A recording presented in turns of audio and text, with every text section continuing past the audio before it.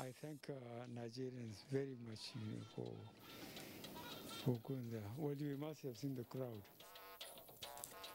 Bichi Emirate in Kano comes alive as Yusuf, the son of President Buhari, takes a wife.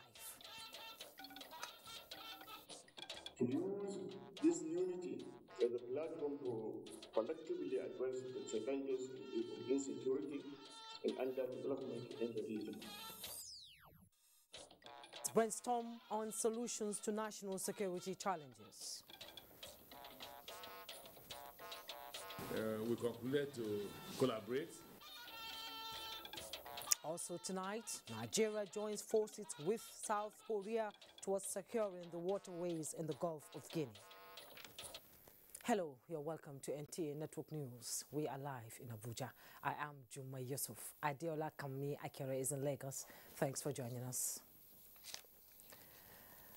An unprecedented crowd of well-wishers this Friday converged on Bichi, headquarters of Bichi local government area of Kano State, for the solemnization of marriage contract between Yusuf Muhammad Buhari and Zara Nasiru Ado Bayero. President Muhammad Buhari, in whose honor the people largely gathered, also witnessed the remarkable event. State House correspondent Adamu Sambo has the report.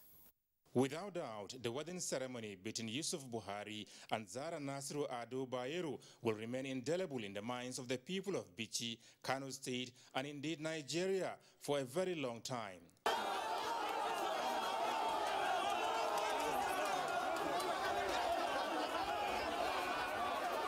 Yusuf is the only son of President Muhammadu Buhari, and Zara is the beloved daughter of the new Emir of Bichi, Nasiru Ado Bayero. It is therefore not surprising that people from all walks of life, including former presidents of Niger and Nigeria, serving and former vice presidents, leadership of the National Assembly, dozens of governors, ministers, traditional rulers, captains of industry, amongst others, stood to be counted as the marriage contract was formally sealed.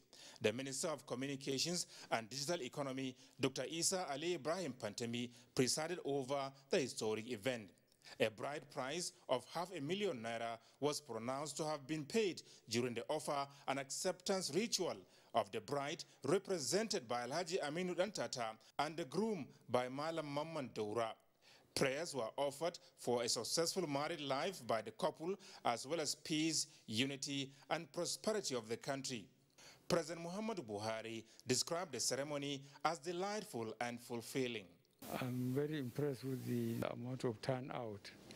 I thank Nigerians very much for going there. Well, you must have seen the crowd. Yes. Yep. So what will be your advice to the new couple? I hope they will appreciate what Nigerians have done to them and behave themselves. Some of the personalities that witnessed the event offered their best wishes to the couple. This is indeed a blessing to all the youth of Nigeria, and this will serve as inspiration to other younger ones. All gratitude goes to Almighty Allah, and we look forward to a richly blessed marriage for them. The most important thing at this point is for both of them to be patient with each other. And I wish them prosperous and peaceful married life. A formal reception in honor of the new couple is soon to come. Adamu Sambo, NTA News.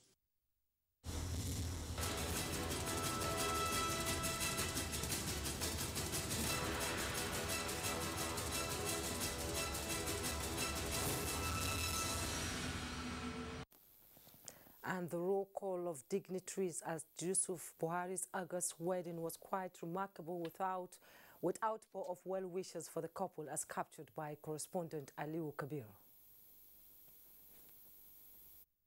Assent of the Petroleum Industry Act, oil-producing communities, aside other benefits, relied on the 13% derivation fund paid to their respective state governments. Not satisfied with the utilization of the fund, agitations followed. Communities playing host to oil exploration companies demanded for a better deal. The Petroleum Industry Bill, now an act, some industry players say is the solution to the agitations. The act provides for 3% contribution of the actual annual operation cost of oil companies to their host communities. For Anab Sarah Igbe, a Niger Delta community leader, the Petroleum Industry Act will bring the much-desired development to host communities as against the state government-controlled 13% derivation formula adopted in the past. Why don't we hold what we have, 3%? And that has not stopped the agitation. That has not stopped the kicking. It will get to a point that we will even insist that the 13% should no longer be given to the governors, but should be given to this commission. I want to see how this PIB bill operates. With the passage and signing of the PIA, host communities, many say, now have the assurance of shared prosperity and peaceful coexistence with oil companies in their domain. Although a few are of the view that 3%. We sincerely apologize for that little mix-up there. We'll now bring you the interview by President Muhammadu Buhari. Our wish is to pray for them. You know, being a new couples, they have to endure and they have to respect themselves. And I believe with the background of Yusuf and Zara, they can be able to manage themselves.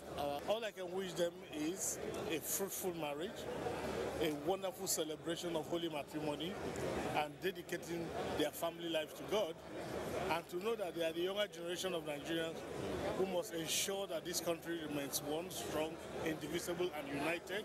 I am praying for them to be together forever, and my advice to them to be patient. Patience is the most important thing in the life of marriage.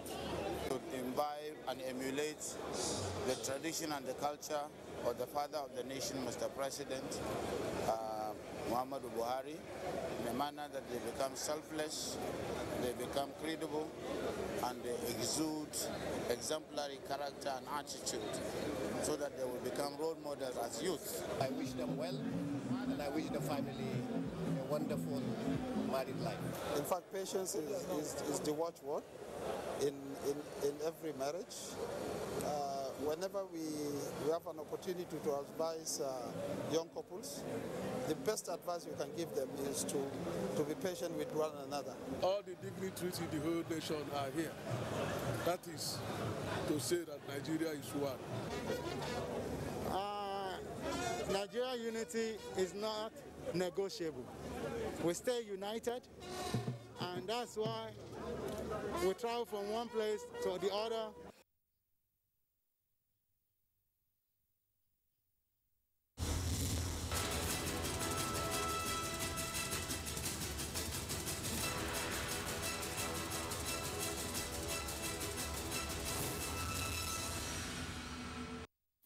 Moving on now, despite huge budgetary allocations in the form of 13% derivation made for development of Nigeria's oil-rich Niger Delta region, agitation for a better life by the people has been a recurring decimal.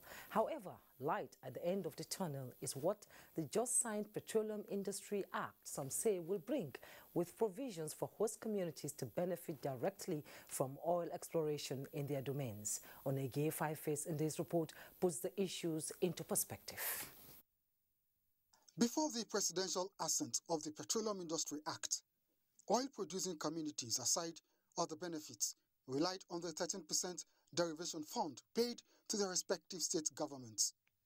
Not satisfied with the utilization of the fund, agitations followed. Communities playing host to oil exploration companies demanded for a better deal. The Petroleum Industry Bill, now an act, some industry players say is the solution to the agitations. The act provides for 3% contribution of the actual annual operation cost of oil companies to their host communities. For Anab Sarah Igbe, a Niger Delta community leader, the Petroleum Industry Act will bring the much-desired development to host communities as against the state government-controlled 13% derivation formula adopted in the past. Why don't we hold what we have, 3%? And that has not stopped the agitation. That has not stopped the kicking.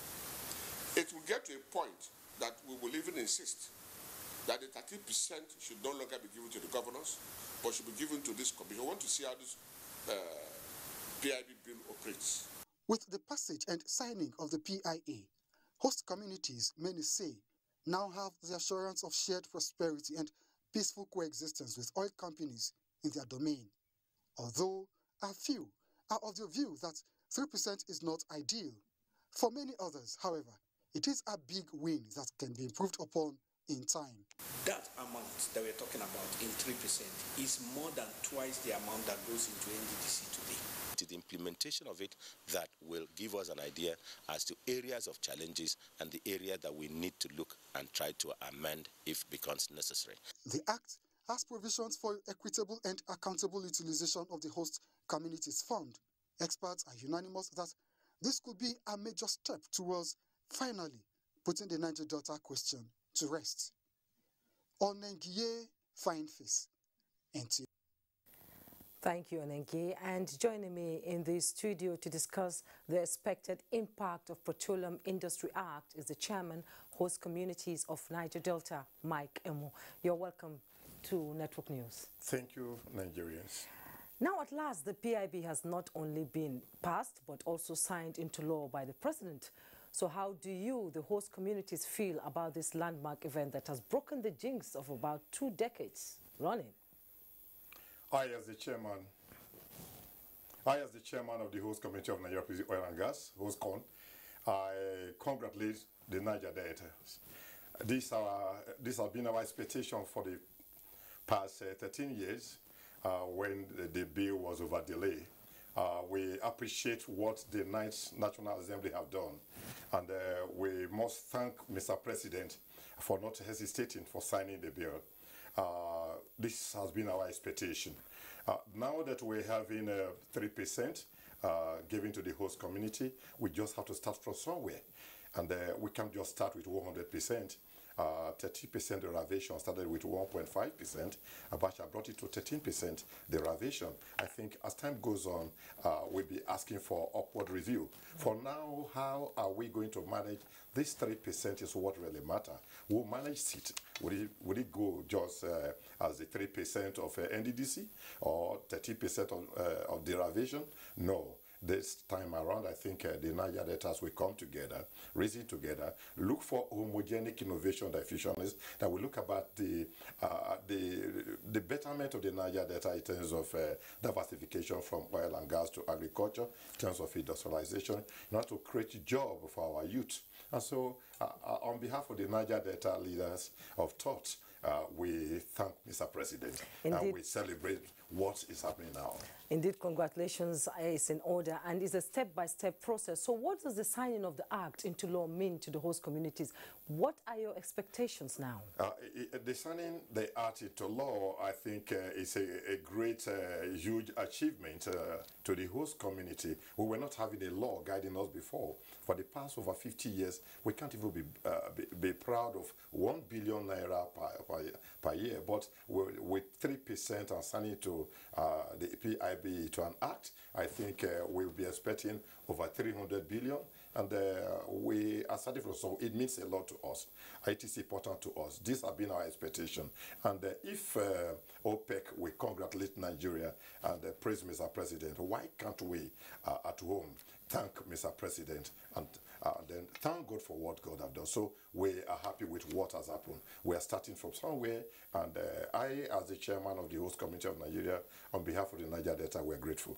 The host communities is believed will receive 3% annual budget allocation from the operator's expenditure. So how do you think these funds will be adequately utilized by the Niger Deltans?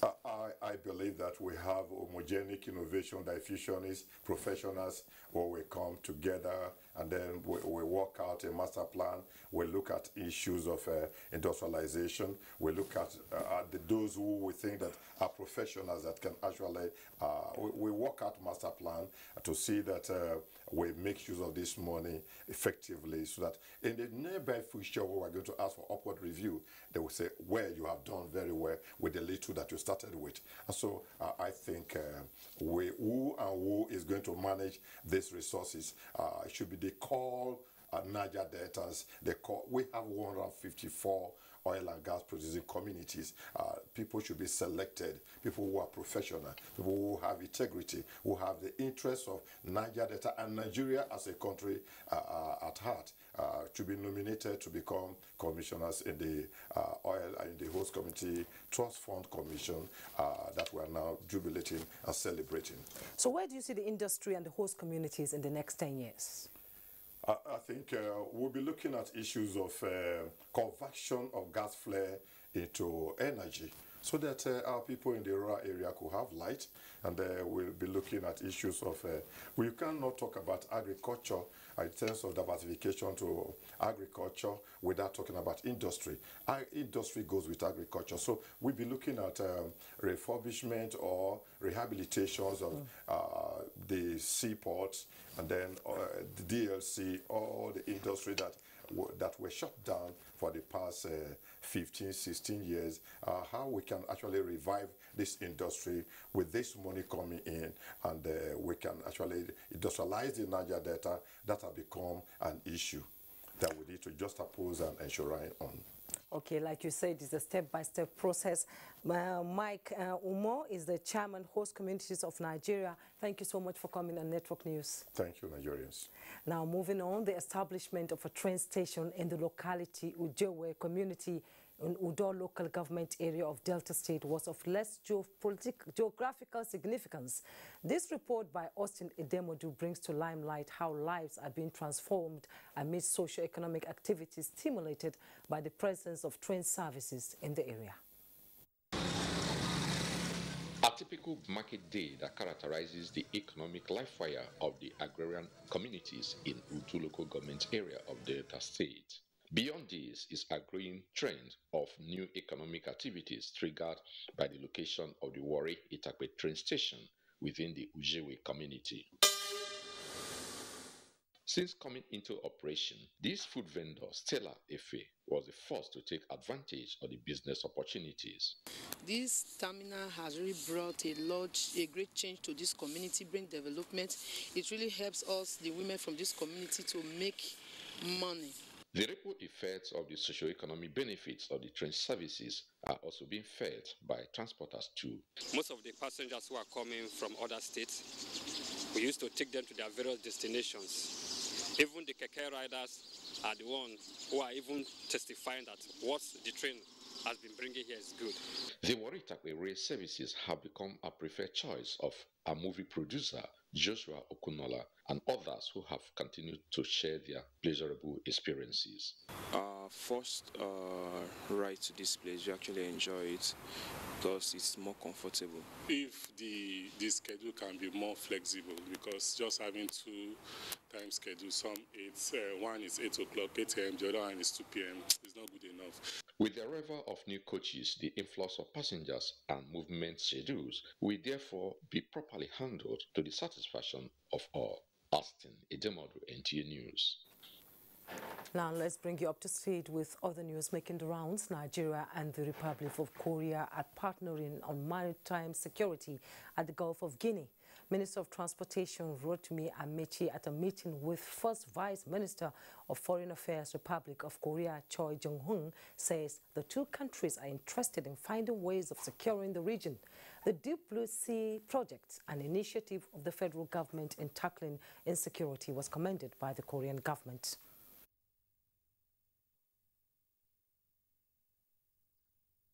We discussed quite a lot that has to do with maritime relationship, especially the Deep Blue project.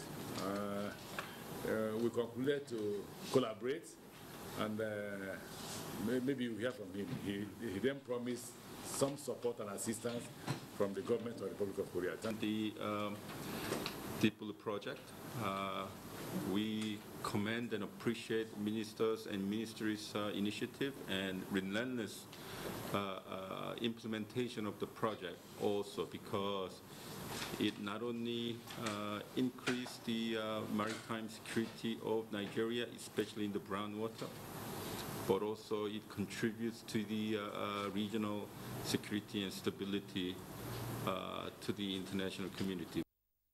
The Korean government is also planning to host a joint commission with the Nigerian government in the month of October 2021. President Muhammadu Buhari has described the people of Adamawa he has so far been opportune to work with so far as very effective, efficient and trustworthy. The president stated this in Yola while commiserating with the Lamido of Adamawa, Dr. Muhammad Barkindo Aliyu Mustafa, over passing of 3 illustrious sons of the state. Recently, they are Alhaji Ahmed Joda, Dr. Mahmoud Tukur and Alhaji Abdullahi Dumburam. State House correspondent Adamu Sambo has the details. He was warmly received on arrival at Yola International Airport by a high-powered state government delegation led by Governor Ahmadu Umaru Fintiri and the Minister of the FCT, Muhammad Musa Bello. The president headed straight to the palace of the paramount ruler of Adamawa to formally express heartfelt condolences over the loss suffered. At the palace were representatives of the 3 deceased families. President Buhari, who went down memory lane, said all through his days as the governor of the then northeastern state, minister of the Federal Republic, head of state, and now the president, indigenes of Adamawa stood to be counted in rendering immeasurable services to the nation and humanity. The late Ahmed Joda and Dr. Mahmoud Tukur in particular, he said, were trustworthy and loyal companions who steadfastly stood for the interests of the nation through highs and lows. He urged the entire people of Adamawa to take solace in the fact that the deceased rendered productive services to Nigeria and the world and indeed died as heroes. Both the governor of Adamawa State, Ahmadu Umaru Fintiri, and the Lamido of Adamawa, Dr. Muhammadu Barkindo Aliyu Mustafa, appreciated the president for his visit, which they described as a demonstration of honor, love, respect, and care for the people of Adamawa. On behalf of the people and government of Adamawa is to say thank you, Your Excellency, and welcome to our state. Recall that Alhaji Ahmed Joda headed the Transition Council that brought him to power in 2015. Dr. Mahmoud Tukur was a minister under him in the days of military rule.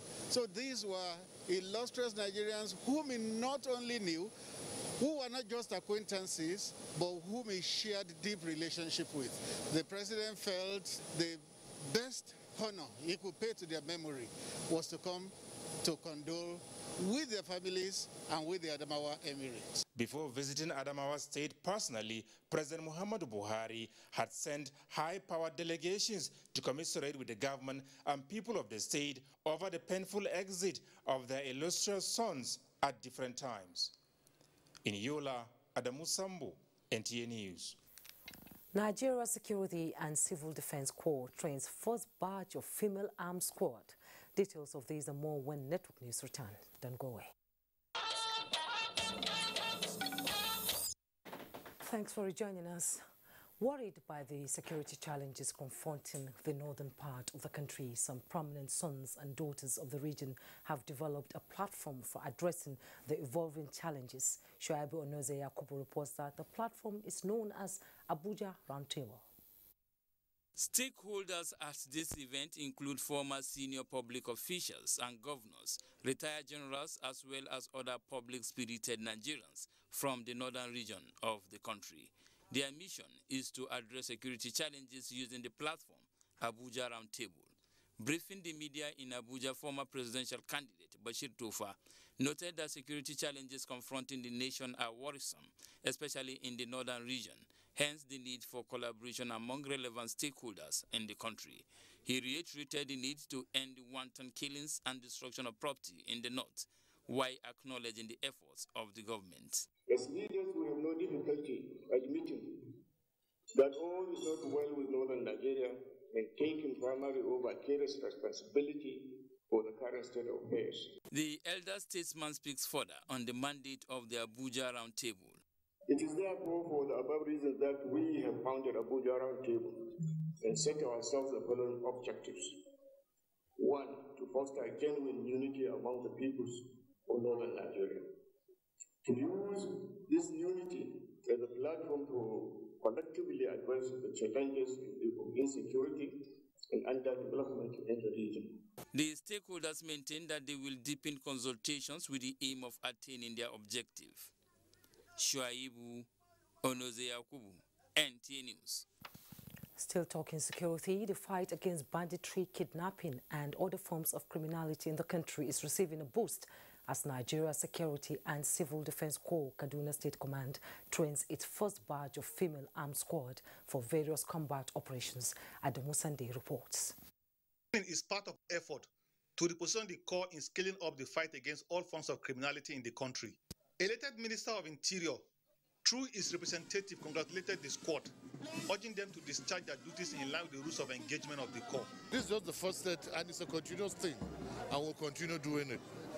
By the end of the day, we'll have them all over, and Kaduna will be peaceful again. They have been trained, they have been equipped, they have been given the capacity to do the needful by ensuring that government infrastructures are being protected and preserved, and protection of life and property. Inspector Musa Maria, like 53 others in the armed squad who are drawn from different units within the Kaduna Command, will be deployed for various combat operations. In Kaduna, Adamu Sunday, NTA News. The Chairman, House of Representative Committee on Information and National Orientation, Segun Odebumi, says achieving desired development in all communities is possible. He therefore advocates concerted effort by all to improve the education sector. National Assembly correspondent Lami Ali reports on these engagements with All Nigeria Association of Principals of Secondary Schools. Members of ANCAP's Ogbomoso chapter from Oyo State met the lawmaker in Abuja. It is a visit to commend and show appreciation to the House member for facilitating the development of education in his constituency. Representative Odebumi, they said, has brought phenomenal change in the education sector through several initiatives, key among which is the provision of scholarship to students. He has built many boreholes for our secondary schools, many classrooms for our secondary schools, both in Ogoluwa and Surulere. Just recently, he did an empowerment program for secondary school students. The lawmaker was of the opinion that in view of inadequate resources for all levels of government, there is need for more investment by individuals and organizations in educating the future generation. You are the one preparing the future for the young ones back home. We are partner to develop this nation. Whenever we have privilege, we must contribute our own quota. He also urged for participatory politics by all segments of society, as it remains the means to ensure credibility, integrity, and transformation in Nigeria. From the National Assembly, Lami Ali, NTA News. Now, nations that attain greatness usually take deliberate steps to address their weaknesses and create a sense of belonging that propels the ordinary citizen to take ownership of nation building. At a national dialogue in Abuja, a book that captures the pathways of advancing Nigeria's quest for unity was presented to the public. Calvin Ohane reports. A product of 11 years of planning, the book, Remaking Nigeria, 60 Years, 60 Voices, is a compendium of 60 essays by eminent Nigerians that examines the country's social, economic, and political situation and explore the options open to the country, as well as suggest solutions to the challenges. From former Vice President Atiku Abubakar, former Senate President Ayim Pius Ayim, to Ekiti State Governor Kayode Fayemi, keeping Nigeria together is a priority because building a country that caters for all is achievable. Development and nation building do not happen by themselves. They are guided by people, especially leaders, thoughtful, insightful, and visionary leaders who are willing to make sacrifices and reach compromises. A country like the United States, forged out of a common purpose and common consent, perpetually seeks to make a more perfect union.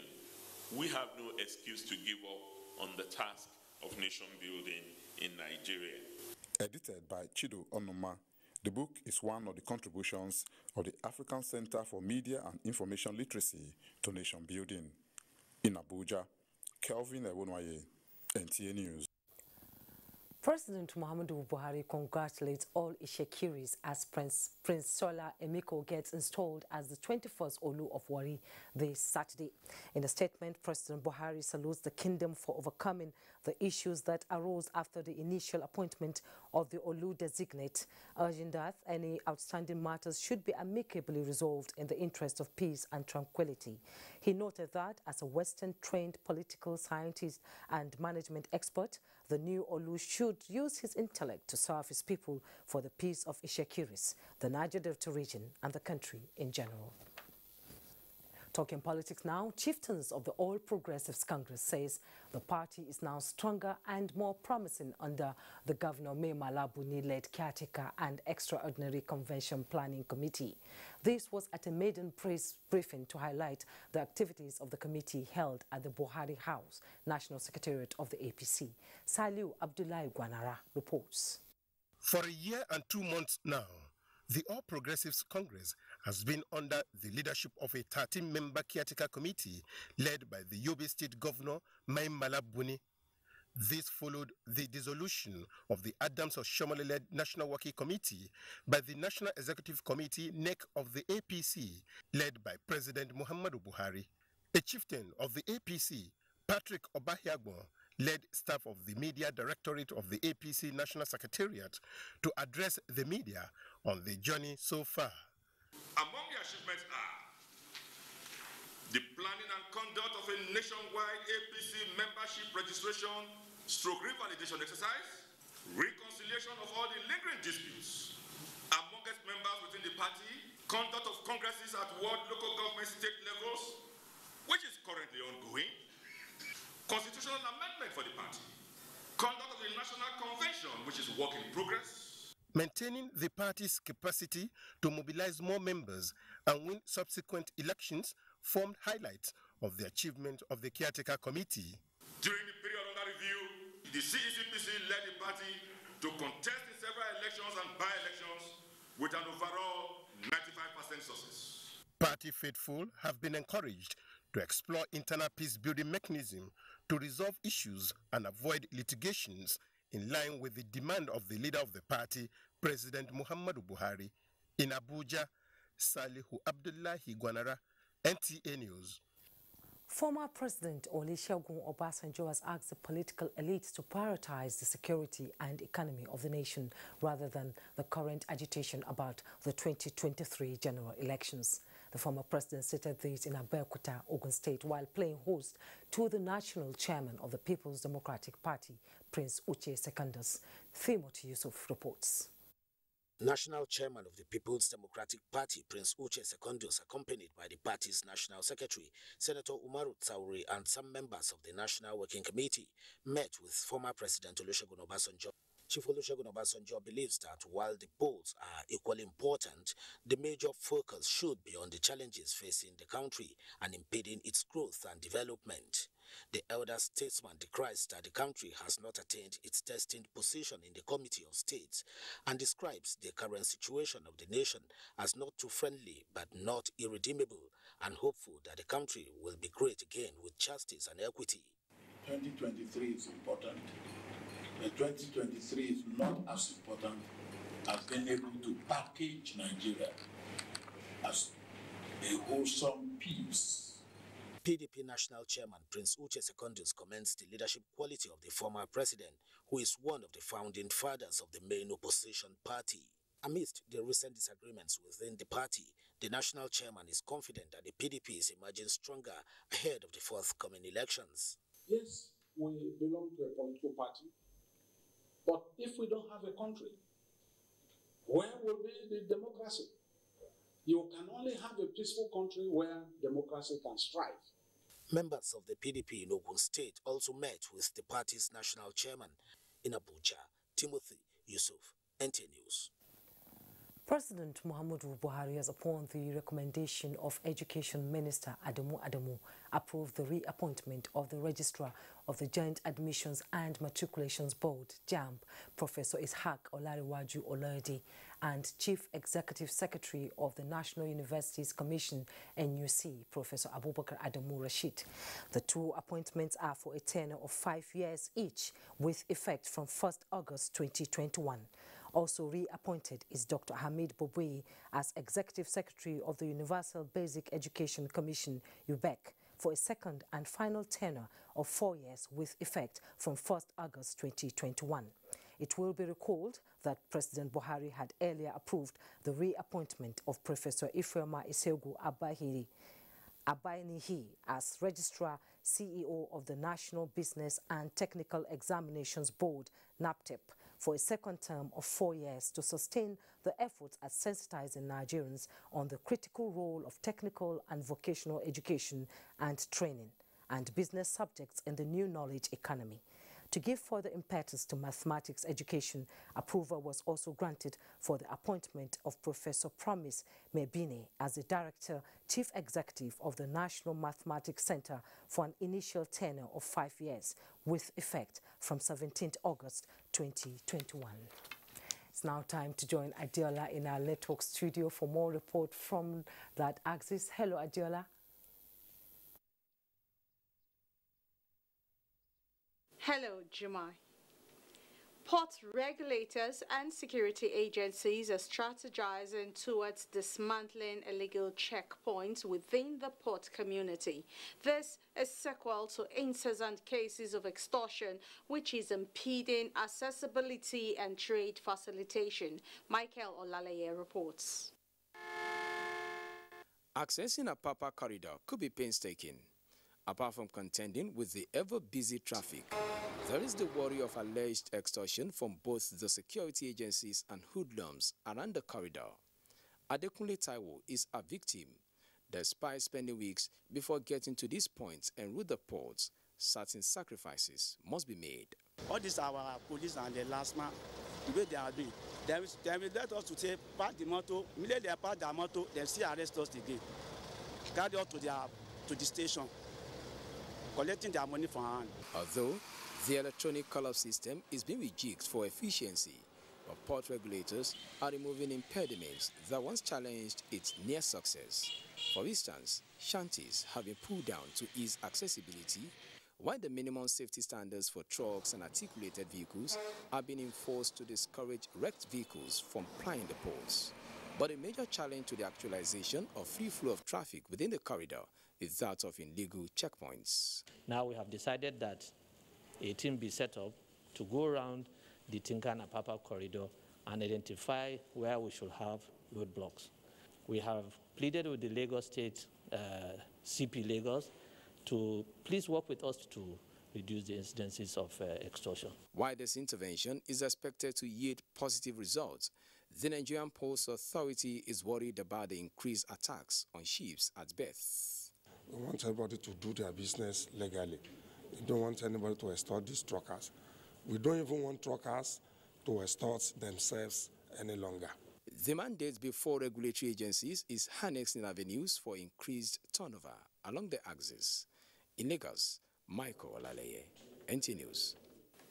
The last as yet to be heard of activities of cultism in Lagos, worse as the weapons they operate with have put Lagos residents in perpetual fear. Annie Daniels reports that the Lagos State Police Command has decided to take a step to discourage the illegal ownership and use of arms and ammunition. I'm a cultist, so they catch me to ammunition. That was Dotun, not real name, a cultist, confessing to illegal possession of arms, which led to his arrest and parade by the Lagos State Police Command. We don't sleep, sometimes we just hear, they start to hear gun, we don't know how they get the gun. More than 80% of the arms carted away during the EndSARS crisis, we have recovered them during intelligence gathering. The few are still out. Aware of the danger inherent in this, CP Hakim Odumoso says the command is granting amnesty to cultists, as many as agree to surrender their arms to the police.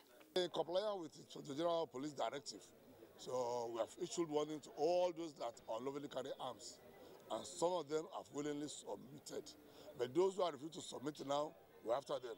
Lagos residents applaud this step, but we are quick to express their fear at the sincerity of the cultists and complete mopping up of arms without collaboration with the traditional rulers. They have engaged in many things, and by giving them amnesty, it can, I don't know whether it can change their life. Everybody will just want to say, okay, because I know if I do anything bad, government will give me amnesty. If he had probably sent people down to come and see as how bad it is, then we can equally be involved and call these boys to order, because we know them, they don't know them. Matching words with action, Lagos residents are hopeful they can sleep with their two eyes closed. In Lagos, Annie Daniels, NTA News. And those are the stories from this zone. We'll take another break. The network news will continue with Jumai in Abuja. To stay with us. Welcome back. 8 economy projects, which represent a small percentage of 1,667 projects and programs established across the country, have been virtually inaugurated by the Minister of Communications and Digital Economy, Isa Ali Fantami. ICT correspondent Joseph Johnson reports that in addition to those already established, there are hundreds of others ongoing. It appears to be one inauguration after the other, with digital economy projects situated in all 6 geopolitical zones of the country and the FCT. The minister believes the trajectory of the ministry in the last 2 years underscores the importance of creating a critical mass of skilled citizens as a prerequisite for developing a sustainable digital economy. So far, we have 1,667 ongoing projects and centers are up to 455. If you sum them, you will discover there are more than 2,000 projects and centers. Some of them among the completed projects and the ongoing are by all standard world-class and national or even international projects. We are going to key in 100% to the implementation of the National Digital Economy Policy and Strategy. And we have cascaded our day-to-day activities in line with the policy. Therefore, we are hoping we will do more before end of this administration. The host communities were encouraged to ensure they take advantage of the facilities and skills for the benefit of the areas and the nation at large. Joseph Johnson, NTA News.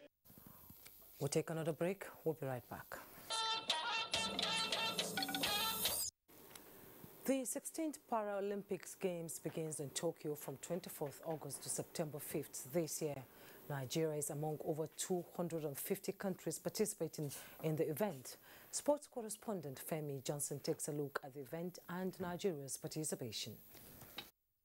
Paralympic sports for athletes with an impairment dates back to 100 years as the first club for the deaf came into being in 1888 in Berlin, Germany. On the 29th of July 1948, Dr. Gartman organized the first competition for wheelchair. The Stoke Medville Games later became the Paralympic Games, and it was first staged in Rome, Italy in 1960. 400 athletes from 23 nations featured. The International Paralympic Committee came into being in 1989 with the theme, Spirit in Motion. Nigeria first participated in 1992 Summer Paralympics in Barcelona, Spain. Team Nigeria featured 6 male athletes in track and field. Nigeria's best outing in the Paralympic Games was in Rio. In 2016, Team Nigeria emerged Africa's best and 17th overall on medals table with 8 gold, 2 silver and 2 bronze. This is the first time they are going to the Paralympic Games without any form of complaint. Everything has been properly taken care of by the Sports Ministry. So we are expecting an improved performance from the team. The records being broken and also setting new records and also looking at the possibility of winning more medals than what we did in 2016. Our last outing, we finished first in Africa, 17th in the world with about 12 medals. I'm hopeful that we can actually get to do more, despite the fact that we'll not be going with much athletes that we actually went to Rio in 2016. Nigeria was in 1992, 1996, 2000, 2004, 2008, 2012, and 2016. Team Nigeria is already in Kisarazu and will feature in powerlifting, para-athletics, para-table tennis, and para-rowing. Our athletes are in very high spirits and have been conducting their training regularly. We hope to move into the Games Village in about 2 days' time to participate in the tournament proper. We are very grateful to the federal government for all the assistance and support that they have given to this team and hope to do very well.